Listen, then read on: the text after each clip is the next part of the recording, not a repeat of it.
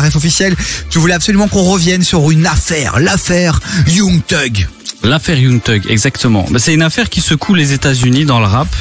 On n'en entend pas beaucoup parler ici, peut-être, mais aux États-Unis, ça défraie la chronique, puisqu'il faut savoir que le label de Young Thug, donc qui s'appelle YSL, c'est un label avec énormément de membres, plus d'une 50aine, et au total, il y a 26 membres du label qui ont été arrêtés le 10 mai dernier, dont Young Thug et Gunna. Donc Young Thug et Gunna, c'est des grosses stars aux États-Unis dans le milieu du rap. Ils vendent beaucoup d'albums.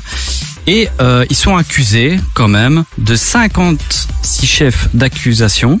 Des trucs lourds ou des trucs gentils? Ouais, des trucs très très lourds. Racket, vol à main armée, meurtre, activité criminelle en gang, la totale. Waouh. Ouais, donc c'est parti très très loin. Et il faut savoir que le label YSL, qui veut dire Young Stoner Life, est affilié aux Bloods. Les Bloods, c'est un des gangs les plus connus aux États-Unis. Ah, je les connais. Ouais, tu les connais? Ah, ouais, c'est des potes. Ça m'étonne pas. Des potes, oula. Et en fait, ce qui s'est passé, c'est très simple, c'est que Young Thug et Gunna sont tombés sous la loi RICO. Alors la loi RICO, c'est quoi? C'est une loi qui est aux États-Unis depuis quelques années et en fait qui peut faire tomber toutes les personnes affiliées d'un gang, peu importe le niveau d'application. Donc c'est-à-dire que si toi demain t'as livré un paquet pour eux, juste un paquet, tu vas prendre aussi cher que les grosses têtes du gang. C'est quoi, t'es complice en fait? Dès que t'es complice ou que tu fais partie du truc, c'est que t'acceptes que s'ils font des bêtises, tu fais partie, tu peux tomber avec eux. Voilà, en fait. exactement. Wow. Et en plus de ça, ils peuvent geler les avoirs des suspects, même s'ils n'ont pas encore été jugés, pour éviter les fuites qui profitent de l'argent en dehors, etc. Et même dans les entreprises légitimes. Donc ça veut dire que même s'ils ont des entreprises qui sont tout à fait légales, nickel, ils peuvent quand même tout prendre.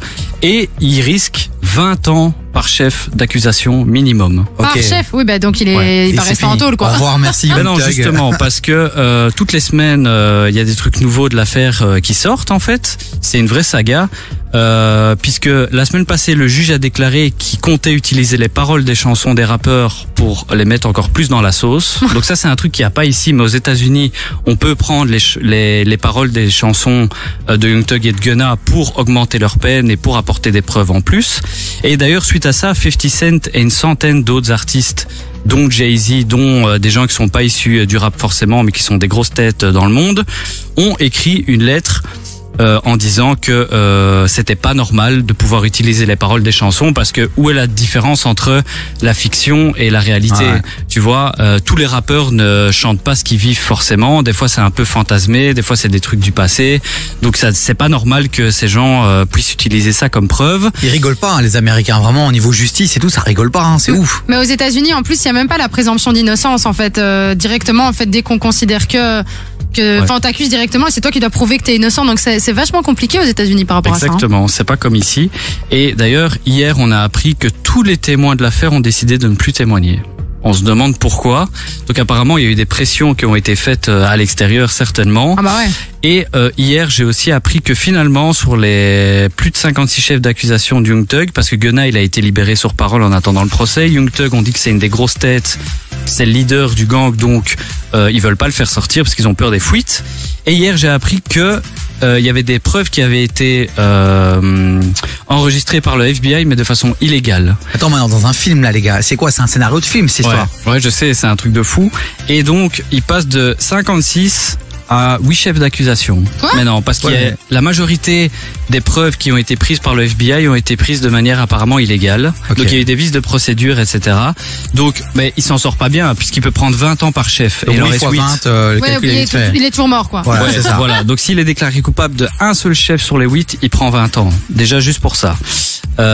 Et donc voilà, le procès a commencé hier. Donc on va suivre ça et j'imagine qu'on peut suivre ça aussi sur internet puisque souvent les procès aux États-Unis sont diffusés en live. C'est comme Johnny Depp et Amber Rose. Complètement, Ouais, donc, exactement. Sur YouTube, des fois il y a des extraits des procès, etc.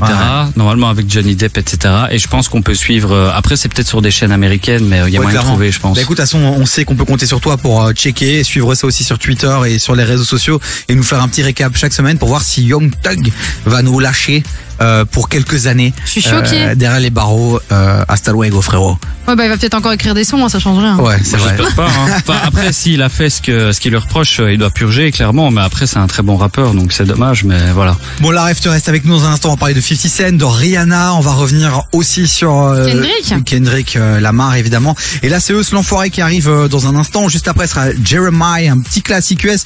Eus l'Enfoiré qui sera du côté d'un petit bar sympa, le Nao Brussels. Les amis, c'est le 20 janvier. Donc, si vous êtes chaud et que vous avez envie d'aller le voir, il y a encore moyen de réserver vos places. Il y a des tables, des petites tables, tu vois, petites bouteilles. Ah ouais, c'est en mode resto chiche, quoi, limite. Ah, c'est Eus l'Enfoiré, c'est des showcases, quoi. C'est des showcases. Voilà, Eus l'Enfoiré à Bruxelles le 20 janvier. Et nous, on va essayer de la voir pour qu'il vienne ici en studio. On va essayer de l'interviewer, les amis. On va faire ce qu'on peut. Hein, on vous promet rien, on va tenter. On ne vous promet rien. On vous cale ces sons-là et puis on revient juste après et on continue avec la ref officielle qui est très très chaud, les amis. Je vous le dis, il est très très chaud. Entre 16h et 19h, termine l'après-midi avec Davy sur KIF. On fit avec 50 Cent et justement la ref officielle est avec nous et t'as envie de nous parler de 50 Cent, de la série de 50 Cent qui arrive bientôt. Ouais, tout à fait. Bah, bientôt, on sait pas encore vraiment, hein, puisque 50 Cent, c'est un boulimique des séries apparemment, puisqu'après avoir sorti Power et la série dont j'avais parlé ici sur les meurtres dans le milieu du rap, je sais pas si vous vous rappelez. Ouais. 50 Cent va produire la série 8 Miles. En fait, il va. Eminem ne veut plus sortir de film par rapport à sa vie. Il veut pas faire de 8 Miles 2. Donc, 50 Cent lui a proposé, lui a demandé la permission de pouvoir travailler sur le projet. Donc, il a déclaré que la série doit exister en l'honneur de Eminem parce que voilà, c'est un de ses artistes préférés. Ils sont très amis dans la vie. Et mais donc pas d'Eminem. Alors pas d'Eminem dans la série. Voilà, c'est là que j'allais en venir. Tout le monde se demande si Eminem va jouer dans la série. Moi, je pense qu'il jouera pas dedans parce que il a fait un film. Apparemment, ça lui a suffi puisque, comme j'avais déjà dit ici, après 8 Miles, il avait reçu des propositions pour jouer dans des films parce qu'apparemment c'était un très bon acteur. Ouais. Il a toujours refusé. Il a toujours été frileux par rapport à ça.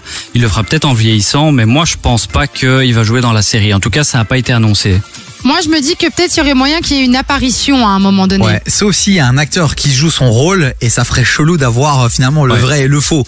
Donc c'est ça qu'il faudra checker, tu vois. Ah ouais, j'avoue. Tu vois un peu ça serait cool d'avoir une apparition d'une manière ou d'une autre d'Eminem. Ouais, un clin d'œil ou ouais peut-être. Vrai, après, ce serait un reboot en fait qui sera beaucoup plus détaillé que le film. Hein.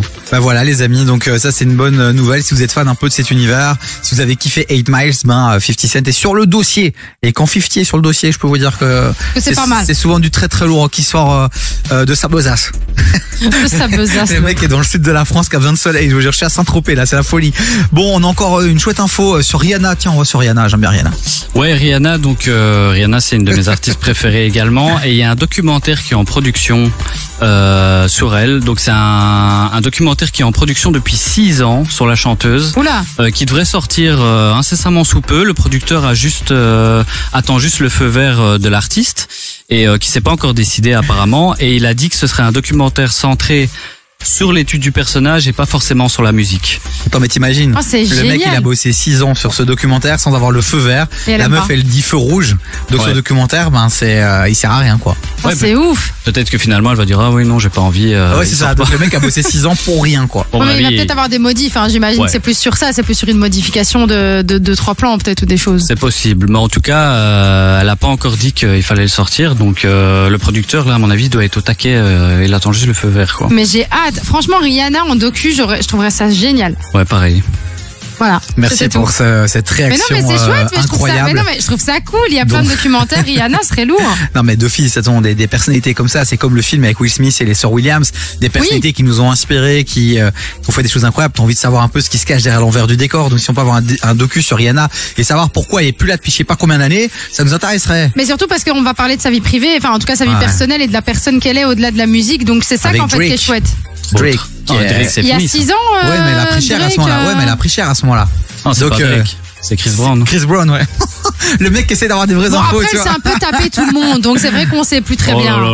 Et mettez du respect sur Rihanna, c'est vous. Bon, non, mais je la respecte. On va parler d'un autre artiste aussi qu'on respecte énormément, que tu respectes beaucoup, c'est Kendrick Lamar. Ouais, juste une petite info pour Kendrick Lamar. Donc encore, le New York Times a déclaré que Kendrick c'était le plus grand rappeur de sa génération. Ils ont déclaré qu'il était sur une moyenne d'albums qui était quasiment jamais vue dans le rap, puisque soit c'est un chef-d'œuvre, soit c'est excellent. Pas c'est eux qui ont dit ça, c'est pas moi, mais c'est moi qui aurais pu le dire effectivement. Donc voilà, c'est après le New York Times, je crois qu'il y a aussi le Rolling Stone qui a déclaré ça.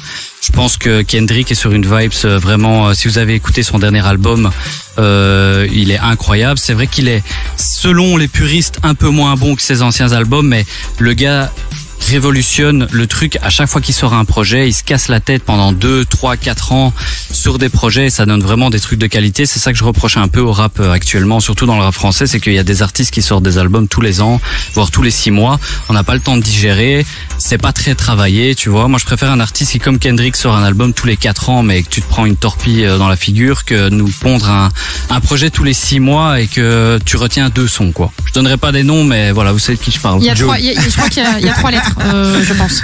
Voilà, bravo Kendrick pour cette récompense. Et la ref officielle, t'as encore d'autres infos ou alors on a fait le tour pour aujourd'hui? On a fait le tour. Amazing. Oh, it's amazing. Pour bien démarrer l'année, j'ai envie de te dire, on commence bien. Ça veut dire qu'on te retrouve la semaine prochaine, mon poulet. J'espère quand ça, la semaine prochaine, c'est déjà ou pas? Mercredi, jeudi, je regarde mon agenda de ministre. En tout cas, allez le suivre sur Instagram, les amis de la ref officielle. Vous pouvez aller lui envoyer de la force avec un petit follow. Et il vous partage énormément de contenu, de playlists, tout ça.